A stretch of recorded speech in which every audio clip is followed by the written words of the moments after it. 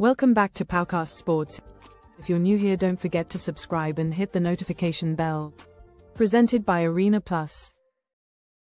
Okay, mag-usap nga tayo mga Casimero fans, ano? At ito, no, medyo actually nalulungkot ako sa nangyayari ngayon dito kay Casimero, no? At ito po ang balita ngayon, no? Casimero humingi ng tulong kay Pacquiao. Kung hindi niyo pa alam, nag-post po si Janriel Casimero na ito, pinost niya, no? Itapat muna ako dyan sa Monster. Wala namang ibang katapat yan, kundi ako lang. Para matapos na. Tulungan mo ako. Yan. Meron mismong word na tulungan. Medyo hindi ako paniwala nung una dito sa post na to kasi grabe kung kumbaga hamakin ng Team Casimero ito pong MP Promotions sa talaga namang mainit nga ang mga sagutan pa sa social media. Kaya naman sabi ko baka hindi totoo yan. Ako rin, ito isa sa tanong ko, no, baka naman hindi si Casimero mismo ang nag-post niyan, baka naman itong si Jason Casimero na dapat talagang tanggalan ng access yan kasi kawawa lang si Janriel Casimero. Opo, actually, nalulungkot ako dito kay Casimero sa simula, no, nung hawakan siya ng MP Promotion talagang naging angas ng Pinas, talagang ang lakas ng karisma, ang lakas sa boxing, ang galing, maangas, dumami ang followers nito.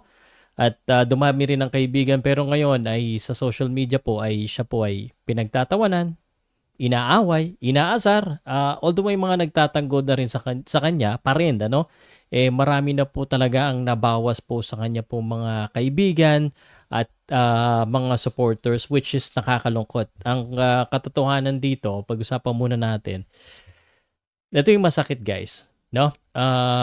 Grabe kung hamakin nila sina Sean Gibbons, ang mga boxers po ng MP Promotions, at umalis sila dito ng walang pakundangan at hindi maganda ang terms, sabay ito ang makikita natin sa social media. Maaaring sabi ng iba nagpapahype lang, pero parang hindi naman, no?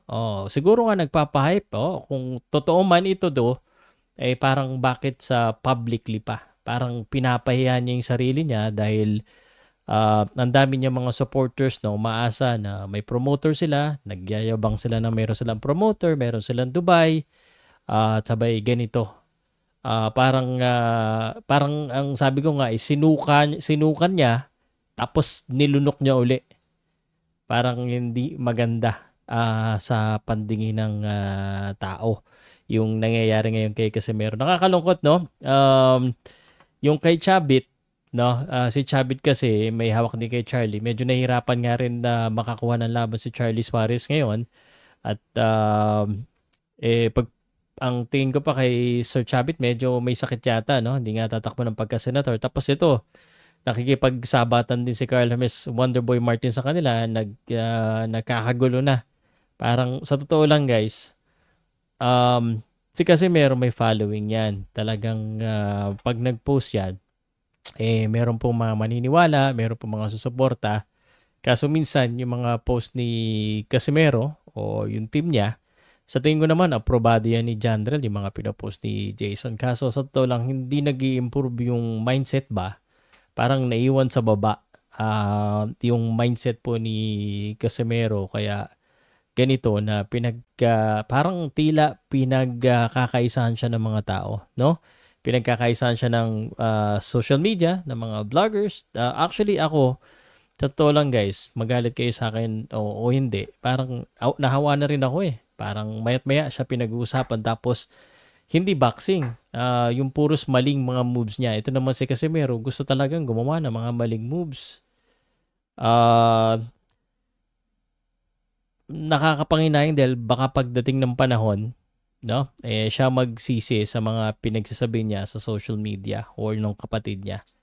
Sa totoo lang, sa aking pananaw, dapat mas mataas pa sana ang narating ni Casimero kung nag-level up siya ng ng mindset niya, ng pananaw niya sa buhay. Hindi, parang naiwan talaga. Ngayon, hindi na natin alam kung saan siya pupulutin after. Again, siya po ay suspended for 1 year sa Japan. Tapos hindi natin alam kung may balita siya sa promoter niya. Halata naman na wala. Tapos nagpo-post siya ng ganito na nagpapatulong siya kay Manny Pacquiao para labanan. Pero wala ba siyang manager? Hindi naman usually ganyan yung mga big fights. Hindi naman usually ganyan na humingi ka ng tulong sa social media. Nakakaya naman, sino ba ang manager ni Casimero? Ang balita ko, may kontrata pa ito. Matagal pa ang kontrata ni General Casimero. At again, usap-usapan siya sa social media. Ayan, pinag-uusapan natin dahil marami kayong interested sa kanya. Pero nasisira everyday yung kanya pong binild na reputasyon na pagiging maangas dahil po sa mga nangyayari. Sa totoo lang, ako mismo, medyo umiiwas ako sana sa mga ganito. Pero ako, ginagawa ko to para sana sabihan si Jason na pwede naman silang mag-hi. Pero yung mga ganito, parang hindi nila pinag-iisipan kasi nagmumukha silang tanga na ipokrito na kumbaga sinuka mo tapos lulunukin mo rin ng ganun lang. Tapos ang tagal pa ng issue na yan. 'Di ba? So kawawa lang si General Casimero sa mga nangyayari. Sana mag-isip-isip sila sa pagpo-post nila dahil napapagkaisahan lang sila. Pero siguro nga, parang YouTuber na lang or vlogger na lang, content creator na lang itong mga ito. Pero hindi naman siya kumikita doon sa post-post lang ng picture eh. Di ba? Sayang lang. Sayang talaga. Nanginayang ako sa career ni Casimero, guys. Patawarin niyo ako pero real talk lang na dapat talaga mas malaki pa ang narating ni Casimero. At regarding kung tutulungan siya ni Pacquiao, kung maabot ka dito, comment ka ng boom boom pow or pow hashtag powcast para alam ko na alam nyo yung sinagot ko.